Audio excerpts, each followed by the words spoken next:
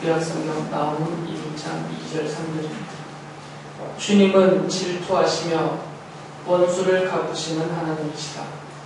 주님은 원수를 갚으시고 진노하시되 당신을 거스르는 자에게 원수를 갚으시며 당신을 대적하는 자에게 진노하신다.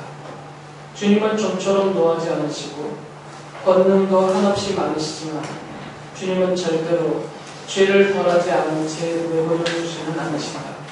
회오리 바람과 폭풍은 당신이 당신을 기리어 구름은 발 밑에서 이르는 먼지이다. 오늘은 나홈서를 살펴볼 텐데요. 제가 이 나홈서를 읽으면서 설교를 준비하다 보니까 3장밖에 안 되지만 이 안에 설명을 많이 드려야 될 내용들이 많더라고요. 그래서 원래는 한 번에 설교하기는 좀 힘들지만 어쨌든 오늘 1시간을 이렇게 한번 해보려고 하고요. 더 자세한 것들, 필요한 것들은 기회가 주어지는 대로 성경 각 절이라든지 아니면 인간에 관계된 내용들은 다음에 차근차근 더 말씀을 드리도록 하겠습니다. 일단 이 나홈서는 1장 1절에 보면 이것은 엘고스 사람 나홈이 니느웨가 형벌을 받을 것을 내다보고서는 묵시록이다 라고 말하고 있어요. 그러니까 일단 이 나홈서의 내용은 지금 누구에 대한 내용이라는 거죠? 이거만 보면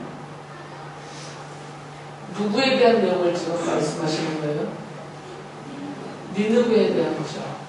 나홈이라는 선지자가 하나님께로부터 받은 그 계시, 묵시가 니느웨에게 쏟아질 하나님의 형벌에 대한 내용이다 그 말이에요. 그래서 나홈서는 1장부터 3장 끝까지 보면 다 니느웨와 관계된 내용이에요. 그리고 그 니느웨에 대한 하나님의 심판에 대한 경고의 말씀들이 가득 차 있죠. 이 니느웨라는 도시는 나라 이름이 아닌데 도시의 이름인데 자주 말씀드렸듯이 아시리아, 요즘 현대 사전에서는 아시리아 이렇게 되죠. 우리 구약 성경에서는 옛날 성경은 아수르라고 되어 있고요. 세계사에서 아시리아라고 부르고 이 아시리아라는 나라의 수도가 니느웨입니다. 이 아시리아는 되게 오래된 나라예요. 주전 한 25세기부터 지금 이라크 지역에 보면 여러분이 보시기에 이쪽에는 티그리스 강이 이렇게 흐르고 있고 이쪽에는 유프라테스 강이 이렇게 흐르고 있는데 요 쪽에 중간 요 지역에서 자리하고 있었던 그런 고대 문명입니다. 그래서 이 나라는 기원이 주전 25세기까지 올라가죠. 엄청 오래된 나라예요. 그래서 실제로는 이 아시리아가 초기, 중기, 말기 이렇게 해서 3번 크게 일어난 적이 있었는데 지금 이 나홈서가 기록된 이때는 이제 말기, 후기죠. 초기, 중기, 후기에 후기 그걸 이제 신아시리아라고 부르는데 세계사에서는 그 신아시리아 그 시대의 수도가 이제 니느웨죠. 그래서 이 니느웨는 멀게는 주전 25세기부터 시작이 되었고요. 쭉 이제 몇 차례 걸쳐서 또 망하기도 하고 다시 일어나기도 하고 역사가 아시리아 역사는 끊어지지 않았는데 그러다가 주전 612년경에 어떤 학자들은 609년이라고 말하고요. 612년경에 망하게 되죠. 이 바벨론이라는 나라에 의해서 망하게 됩니다. 그때까지 그리고 엄청 긴 기간이죠. 주전 약 25세기니까 2500년 전부터 해서 612년까지니까 그 역사가 거의 1500년 가까이 됩니다. 그래서 이 아시리아가 성경에 왜 등장하냐면 주전 722년에 이스라엘이 우리나라처럼 이제 반토막이 났다고 했잖아요. 그래서 그때 북쪽을 이스라엘로 부르고 남쪽을 유다라고 부르는데 이 북쪽 이스라엘 왕국을 주전 722년에 멸망시킨 나라가 이 아시리아예요. 그리고 그 여세를 몰아서 계속해서 남쪽으로 밀고 내려와서 유다를 계속 공격하고 침략했다는 그런 나라입니다. 예루살렘 하나 내려놓고 다 정복할 정도로, 점령할 정도로. 그리고 이 민족은 되게 흉악함이 있죠. 폭해서 점령지마다 이렇게 쳐들어가면 살육이 심하고 노략질이 심하고 파괴를 하는 그런 나라이죠. 그래서 이 구약성경에 이 아시리아가 바벨론 등장 이전에는 주로 구약성경의 모든 역사에서 등장했던 그런 나라입니다. 그 나라의 수도가 지금 니느웨라는 것이고요. 이 나홈 선지자가 이 니느웨의 멸망을 선언을 할 때 그때는 고대 중근동 그쪽 지역의 맹주 그 지역을 다스리던 최강대국이 이 아시리아라는 것을 말씀을 드리는 것이고요. 그래서 이 나라에 대한 하나님의 이제 심판의 경고가 이 나홈서 전체의 내용입니다. 그런데 이 나홈서는 그냥 보면 아시리아라는 나라, 그리고 그 나라의 대표적인 상징적인 이 수도인 니느웨에 대한 하나님의 심판, 이 정도로 보이지만 사실은 1장 1절에서 말하듯이 이것은 묵시록이랍니다. 묵시록이라는 것은 오늘의 사건을 말하면서 오늘을 이야기하지 않고 내일을 말하는 게 묵시예요. 지금 오늘 벌어진 일을 얘기하지만 물론 그래서 그 오늘 벌어진 일을 얘기할 때 그 당시대 사람들에게도 의미가 있는 말씀들이 주어지긴 하지만 이게 묵시라고 말할 때는 그 핵심이 포인트는 오늘에 있지 않고 내일에 있는 거죠. 그러니까 이 나홈서가 묵시록이라는 얘기는 지금 나홈서의 내용이 아시리아를 멸망시키고 그 수도인 니느웨에 대한 멸망의 선언을 하지만 이 선언의 내용은 사실은 미래 어느 시점을 어떤 대상들을 향해서 하신 말씀이다. 그러니까 이 아시리아와 그 니느웨 멸망을 볼 때 이것을 단순히 그 당시에 주전 612년 그 어간에 메소포타미아 그 지역을 차지하고 있었던 어떤 거대한 국가에 대한 멸망 정도의 역사적인 과거사로 보면은 안 되고요. 이것은 묵시이기 때문에 항상 묵시라는 것은 오늘의 사건과 인물들이 상징성을 갖고 있는 거죠. 후에 하실 그 일에 대한. 그러니까 이 아시리아나 아시리아는 빼버리면 니느웨라는 것은 상징적인 도시라는 것입니다. 무엇인가를 지금 상징하고 있는 거죠.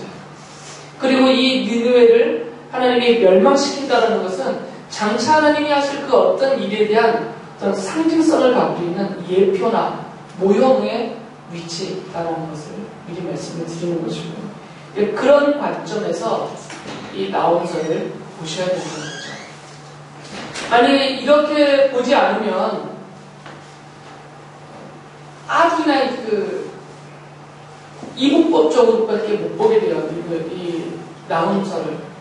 어떻게 보냐면 이스라엘은 좋은 나라이고 하나님의 백성이니까 이스라엘은 좋은 나라이고 이 좋은 착한 하나님의 나라 백성들을 무력으로 강제로 쳐들어와서 정복하고 노력하고 살육하고 있는 이 나쁜 나라 아시리아를 하나님이 보복하시고 이스라엘을 대신해서 그들에게 번하신다. 그리고 이스라엘에게는 자유와 해방을 은혜를 베푸신다. 이렇게 보게 되는 것이죠. 표면적으로는 그렇게 보여지게 되는 거죠.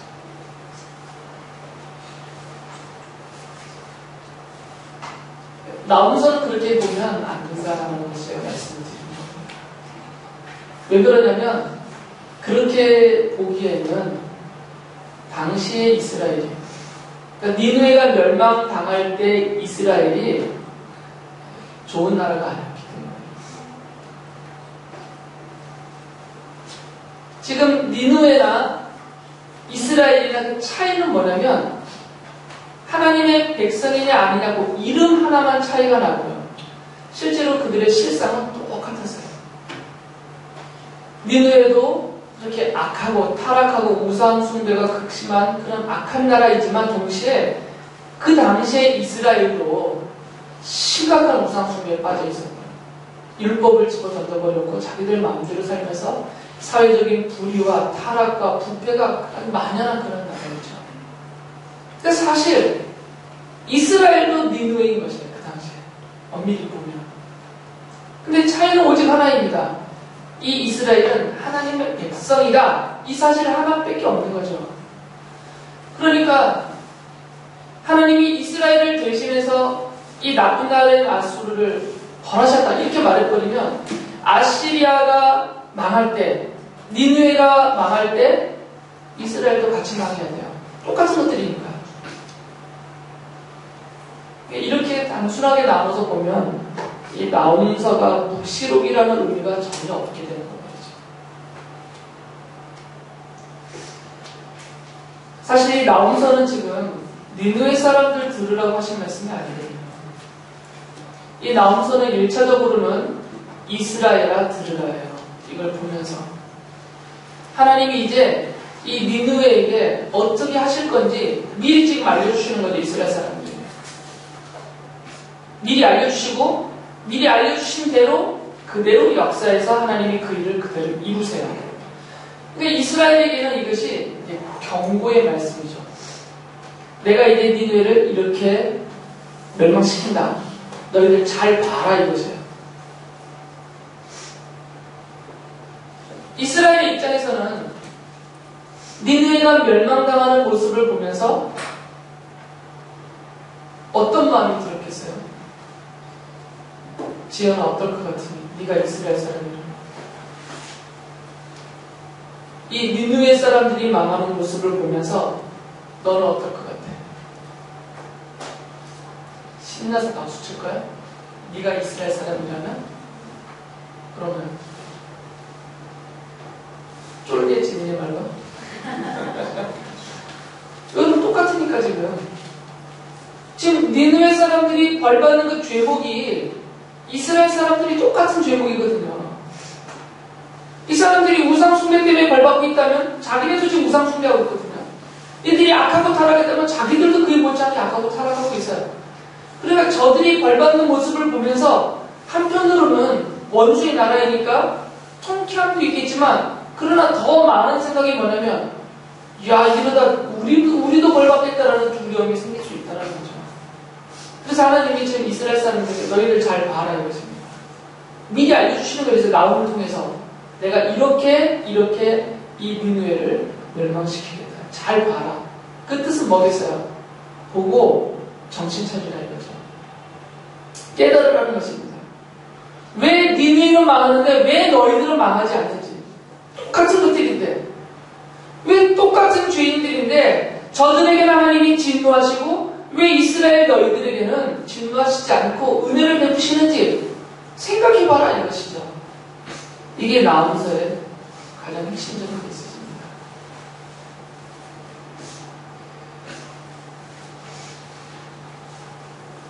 하나님이 지금 이 나홈서를 통해서 이스라엘 사람들에게 알려주고 싶어하는 것은 내가 누구냐라는 거예요.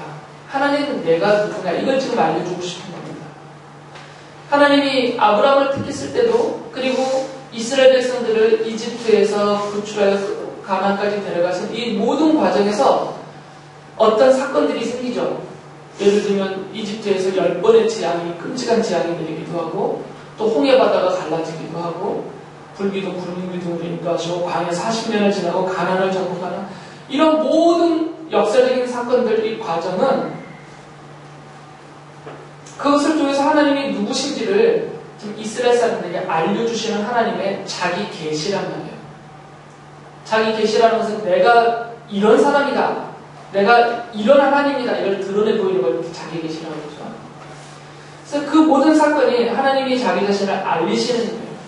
그런 연장선에서 지금 니느웨에 대한 하나님이 심판을 하시고 계시는 거예요. 이 니느웨에 대한 심판도 결국 하나님이 내가 누구냐를 이스라엘 사람들에게 알려주고 그 하나님을 믿음으로 받아들이라 이런 목적을 갖고 있다는 거죠.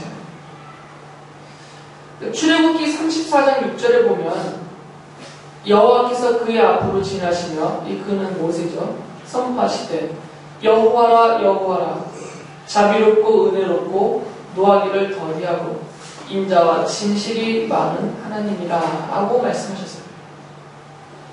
이 말씀이 있으신 이후에 후에 기록되는 모든 성경이 하나님의 이 자비하심에 대해서 말할 때 이 구절을 계속 반복해서 말해요.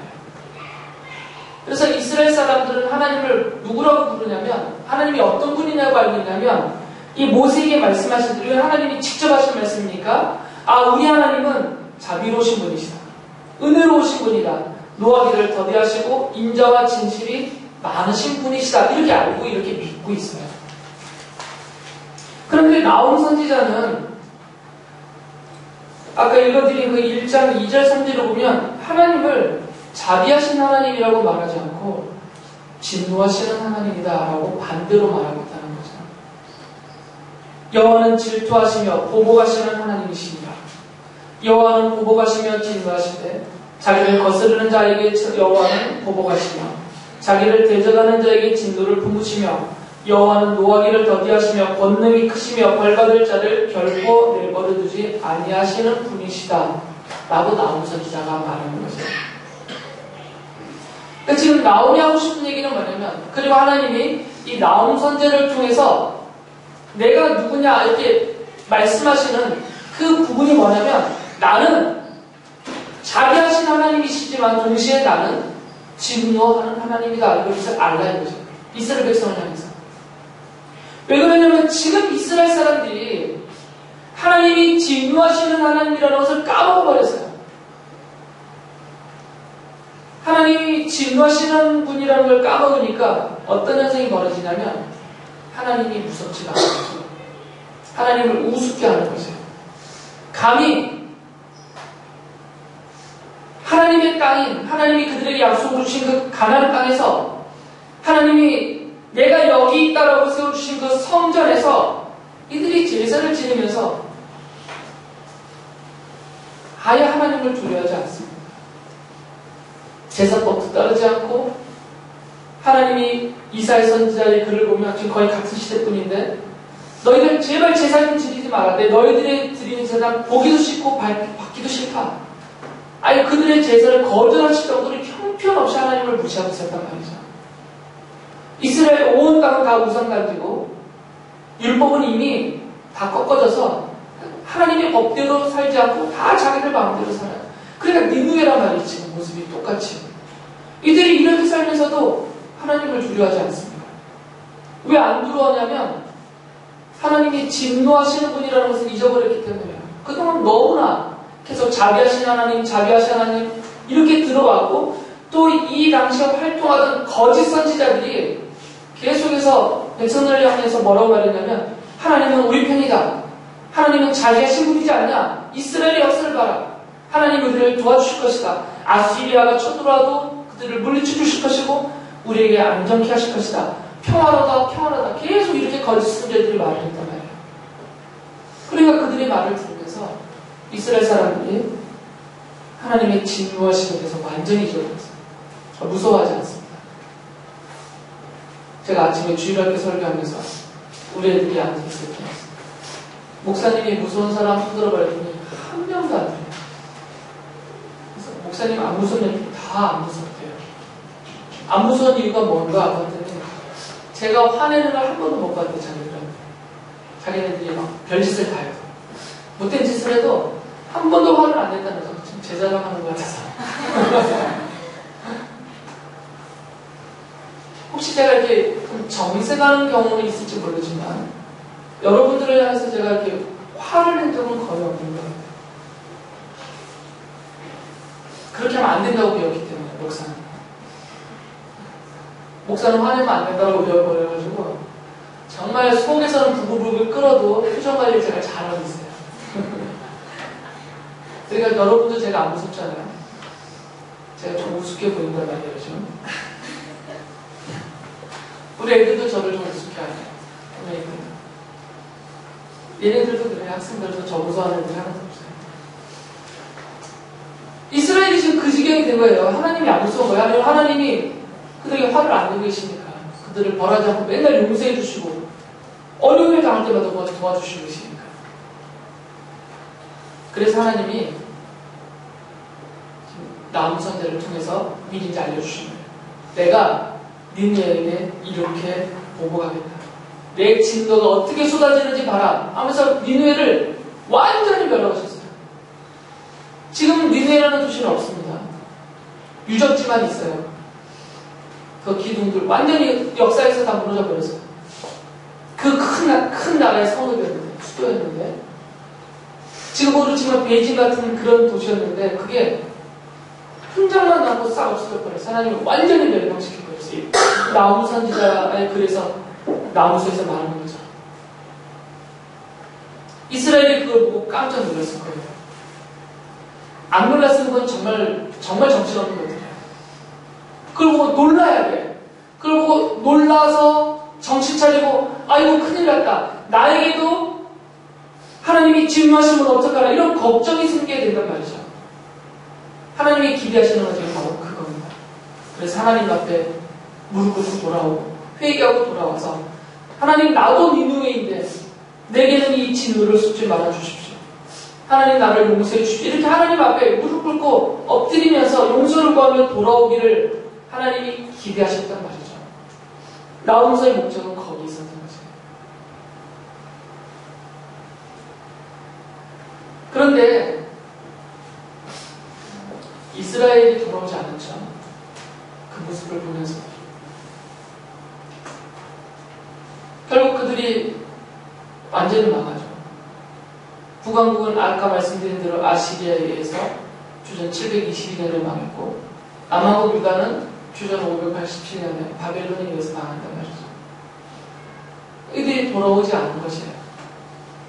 이들이 돌아오지 않았다는 얘기는 이 니느웨가 망하는 이 나훔서의 계시의 묵시의 말씀을 보고도 이들에게 어떤 반응이 일어나지 않고 이들이 돌아오지 않았다는 얘기는 하나님이 지금 기대하고 계시는 게 지금 이스라엘이 아니다라는 짐작을 하게 만든다는 거예요. 왜 그러냐면 하나님은 실수하시는 분이 아니시거든요. 안 될 거 뻔히 알면서 하시는 분이 아니란 말이에요. 계획을 갖고 계시는 분이세요. 작정하시고 일을 하시는 분이지 한번 해보고 안 되면 또 다른 방법 수가 우리 인간과 다르단 말이에요.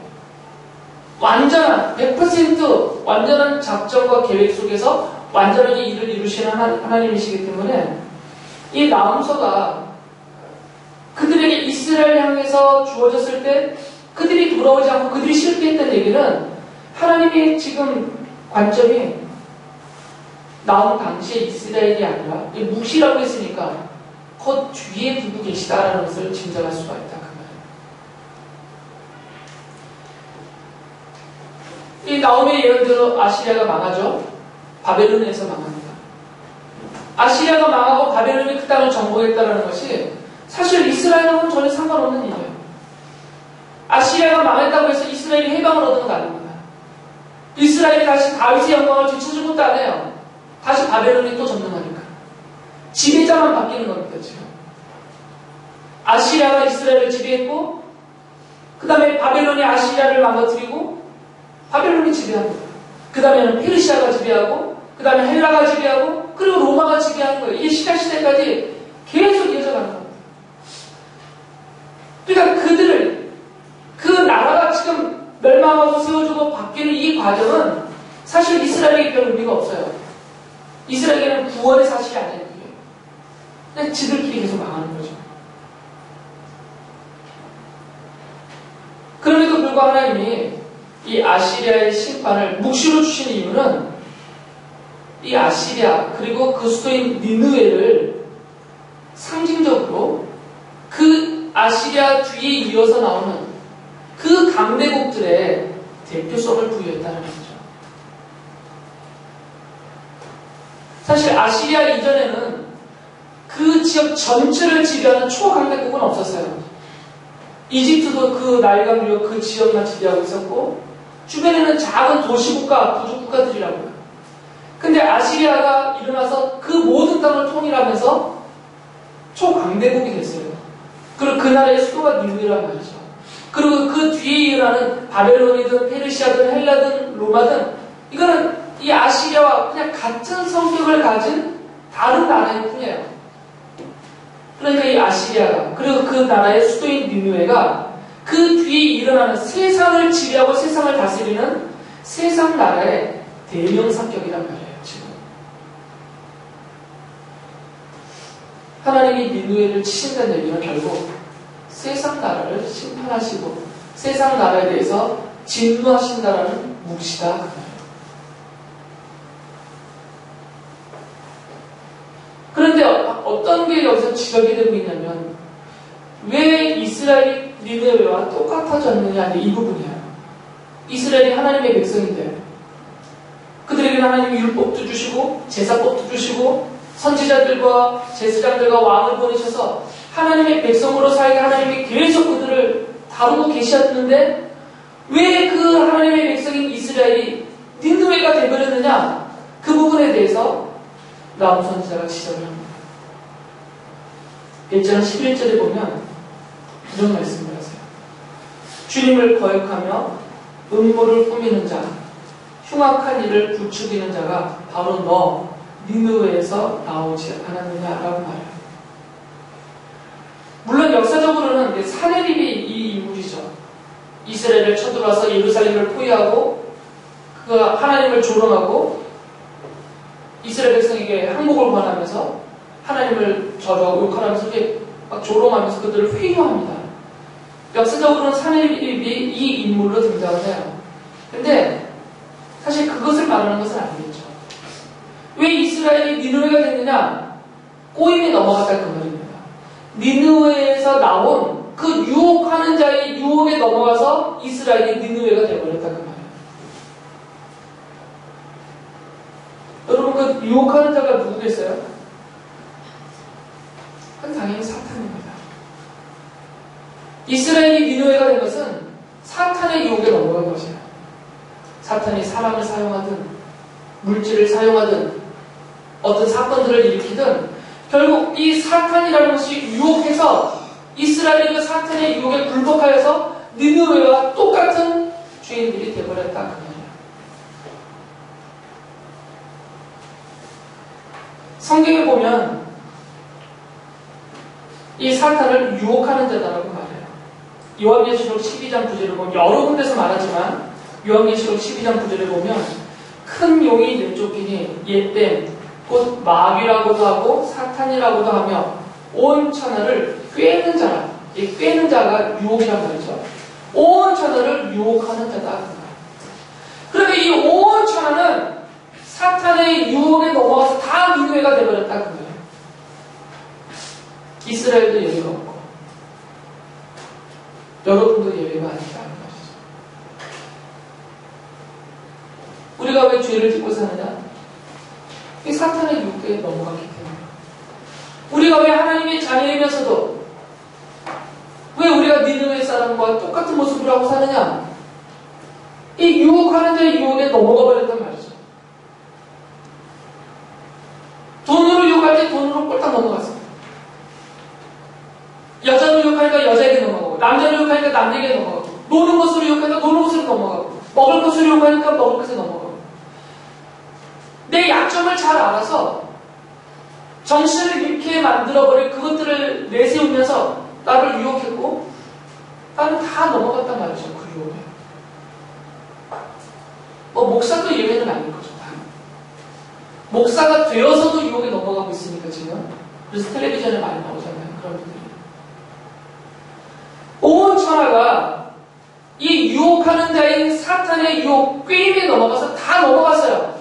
넘어가고 나니까 모습이 다 똑같은 거예요. 다 뭐가 되겠다고요? 다 니느웨가 됐다니까요. 여러분 나는 아니다라고 말하면 큰일 나요. 그러면 정신 못 차린 이스라엘과 똑같은 거예요 지금. 이거 들으면서 자꾸 내가 니느웨라는 생각이 점점 많아져야 돼요. 제가 니느웨. 맞아, 쟤는 진짜 니느웨. 이러면 안 된다니까. 그럴 때가 아니에요 지금. 이 손가락이 내 가슴을 찌르면서 그래 내가 니느웨구나. 맞아, 내가 이 사탄의 유혹에 내가 이렇게 넘어가서 내가 넘어갔는지 안 넘어갔는지는 여러분 뭘로 알 수 있냐면 하나님이 안 무서워서 넘어간 사람이에요. 하나님이 안 무서운 사람이다. 여러분 하나님 무서우세요? 뭘 무서워? 얼굴 보면 하나도 안 무서웠구나. 안 무서우니까 마음껏 죄를 짓죠. 안 무서우니까 마음껏 딴짓하고 살잖아요, 우리가. 하나님이 무서우면, 아니, 그 불꽃 같은 눈이라고 하나님이 그러는데, 불꽃 같은 눈길로 나를 하나님이 보고 계시다는 것을 알고, 그게 무섭고 쫄았으면, 어떻게 내 마음대로 이렇게 막 사냐고요. 내가 니느웨라는 걸 자꾸 까먹고 사는 거죠. 그러니까 나에게 하나님의 진노가 쏟아질 거다라는 것을 모르고 사는 거예요. 근데 성경은 우리가 다 니느웨다라고 말하고 있어요. 성경은 분명히 말합니다. 의인은 없나니 하나도 없다. 하나도 없다, 의인은. 의인이 없다는 얘기는 다 죄인이라는 얘기고, 의인이 없다는 얘기는 한 사람도 의인이 없다는 얘기는 다 니느웨 사람이다, 그 얘기예요. 여러분들도 니느웨 사람인가요? 그래서 저도 마찬가지예요. 이게 우리의 본질이라는 것을 알아야 됩니다. 내가 니느웨라는 것을 알 때 하나님에 대한 경외심, 두려움이 생길 수가 있는 거예요. 여러분, 하나님이 니느웨를 완전히 박살내셨으니까. 하나님의 진노와 심판이 완전히 쏟아져서 그 니느웨를 완전히 전멸시켜버렸으니까 내가 니느웨라는 것을 알면 나도 그 자리에 있는 사람이잖아요. 나도 니느웨니까. 그럼 내게도 쏟아질 하나님의 진노가 두려움으로 느껴지게 된다는 거죠. 그렇지 않으면 안 되는 거죠. 하나님은 지금 그걸 느껴라 이거죠. 그걸 알라 이것입니다. 우리에게. 네가 니느웨다. 네가 니느웨다. 그리고 내가 너에게 진노의 불길을 쏟을 거다. 이것을 알라 이것입니다.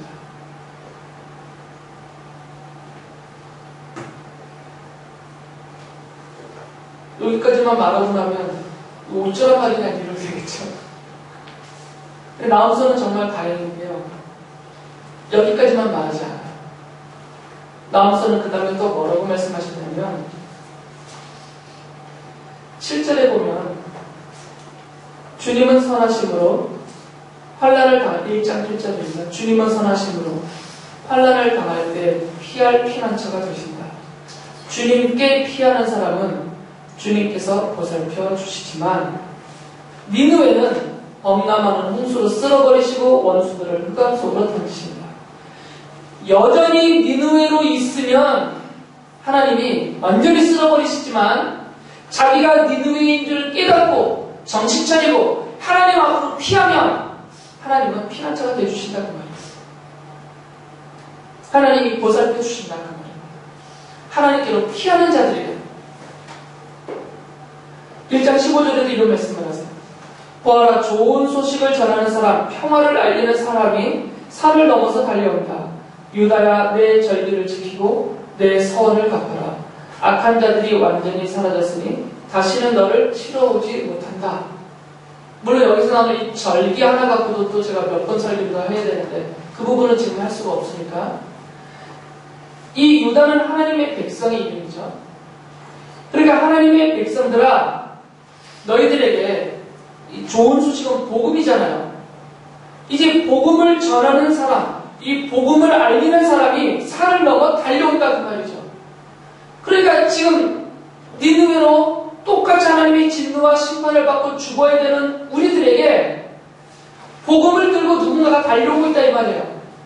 그리고 우리에게 그 복음이 전파되면 그때 너희들은 절기를 지켜라. 그리고 서원을 갚아라. 이렇게 말씀하세요. 절기를 지킨다는 것은 하나님의 백성 되어서 하나님 앞에 예배하는 삶을 살라 그 말이에요. 이스라엘의 절기의 목적은 거기에 있고, 물론 이것이 계시적으로는 예수 그리스도를 가리켜요. 이스라엘의 모든 절기는 장차 오실 그리스도와 그리스도가 어떻게 사시고 어떤 일을 하실지를 이스라엘의 절기를 통해서 하나님이 미리 다 알려주셨어요. 그 절기들을 지키면서 그것을 기억하고 바라보라고. 그러니까 지금 이스라엘에게 지금 하나님의 백성으로서의 회복을 약속하신 거죠. 어떻게 하면? 지금 어떻게 하면 회복시켜 준다는 거죠? 뭐 하면? 피하면. 자기가 니느웨인 줄 알고 나에게 쏟아지는 하나님의 진노와 심판 형벌을 기억하고 두려운 마음으로 하나님 살려주세요가 하나님 앞으로 피하면 하나님이 그의 피난처가 되어주시고 그를 돌봐주시고 살려주신다. 그 약속의 말씀. 그리고 절기를 지키며 서원을 갚으며 하나님 앞에 예배하며 하나님만을 섬기는 하나님의 백성으로 삼아주시겠다는 약속이에요. 이 약속을 믿으라는 것입니다. 나홈서는 결국 이 약속으로 끝내죠. 뒷부분도 그 얘기를 반복합니다. 나홈서의 단계를 아시겠죠? 첫 번째 단계는 뭐예요? 뭘 먼저 하셔요? 니느웨에게 쏟아질 하나님의 진노를 먼저 말합니다. 두 번째로 뭘 말했어요? 너도 니느웨다. 그리고 세 번째는 뭐랄까요? 너희가 속았다. 왜 니느웨냐? 너희가 사탄의 꼬임에 넘어가서 속았다 이거죠. 그리고 네 번째로는 뭐예요? 주께로 피하라. 주께로 피하면 피난처가 되어주시고 돌봐주시겠다는 약속입니다. 이게 나홈서의 단계예요. 이 약속이 언제 성취됐을 것 같아요? 이게 묵시니까 장차 이루어질 일을 미리 얘기해 주신 거니까. 이 나홈서의 이 약속이 언제 어디에서 성취가 됐을까요? 제 등 뒤에 답이 있는데 바로 예수 그리스도의 십자가입니다. 이 예수 그리스도의 십자가는 이 나홈서를 보여주는 상징입니다. 니느웨에게 쏟아졌던 그 심판이 우리 모든 인류에게 쏟아지는 그 심판이 십자가에 쏟아진 거예요. 그러면서 이 십자가가 내가 니느웨로서 내가 하나님의 진노하신 가운데 그 형벌로 내가 달려 죽어야 될 나의 처형틀, 나의 죽음의 자리라는 것을 깨닫고 그 하나님 앞에 그 용서하심과 나를 대신해서 죽으신 예수 그리스도를 통한 사죄의 은총을 믿는 우리들에게는 피난처가 됩니다. 그러나 이 십자가를 보면서도 아무 생각을 못하는 사람들은 여전히 니느웨로 있는 것입니다. 그들에게는 나홈서의 약속이 그대로 계속 실현되어 오는 겁니다. 그들에게는 니느웨의 완전한 지상의 멸망처럼 영원한 지옥으로 향한 완전한 심판과 멸망과 있을 뿐이에요. 그러나 하나님께 피하는 자들은 오직 예수 그리스도 외에는 내가 살 길이 없는 줄 알아서 주님이 나 대신 죽어주신 그 사죄의 은총만을 바라보면서 그것에 감사하면서 하나님 앞에 나오는 사람들만이 하나님께 피한 자이고 하나님이 그들을 돌보신다는 겁니다. 그들에게 다시 절기를 지키고 하나님을 예배하고 섬기는 하나님의 백성이 되게 하신다는 것입니다. 이 나홈의 묵시가 바로 복음이에요. 구약의 복음인 거죠. 이 복음을 누가 들고 왔냐면 예수님이 들고 오신 거죠. 그리고 예수님이 오셔서 이것을 다 보여주셨어요. 십자가에서. 이제 선택은 우리에게 있는 것입니다. 하나님은 보여주실 거 다 보여주셨어요. 해주실 거 다 해주셨어요. 그리고 이스라엘에게 축복하셨던 것처럼 지금 우리에게도 축복하시는 거죠. 여전히 니느웨로 살 것이냐, 여전히 사탄의 유혹과 꼬임에 넘어가서 니느웨처럼 살 것이냐, 아니면 쏟아질 하나님의 진노를 피할 길이 그리스도의 십자가밖에 없는 줄 알고 하나님 그리고 그리스도의 십자가 앞으로 돌아와서 용서를 구하면서 베푸신 그 은혜를, 사죄의 은총을 감사함으로 밀고로 받으면서 하나님만 섬기고 사는 백성으로 살 것인가, 그 선택이 우리에게 주어진 것인데 정말 다행인 것은 하나님이 정해 놓으셨다는 게 정말 다행인 겁니다. 단순한 선택권을 우리에게 주셨다면 우린 니느웨에서 벗어나지 못합니다. 그러나 성경은 분명히 약속합니다. 내가 긍휼히 여길 자를 긍휼히 여긴다. 내가 은혜를 베풀 자에게 은혜를 베푼다. 이건 성경이 정한 하나님의 뜻입니다. 하나님이 아무에게나 피난처가 되시는 것이 아니고 아무에게나 이 4대 은총을 베푸고 하나님의 자녀되게 하시는 것이 아니라 내가 은혜 베풀 자에게, 이 은혜에게, 내가 은혜 베풀 자에게, 내가 긍휼히 여길 자에게, 내가 용서하기로 내가 이미 정해놓은 자에게 그렇게 한다 그 말이야. 미국 사람들은 이럴 때요, 뻘떡 일어나면서 아멘 하면서 할렐루야하면서 박수 쳐요. 와, 나를 정해주셨다면서.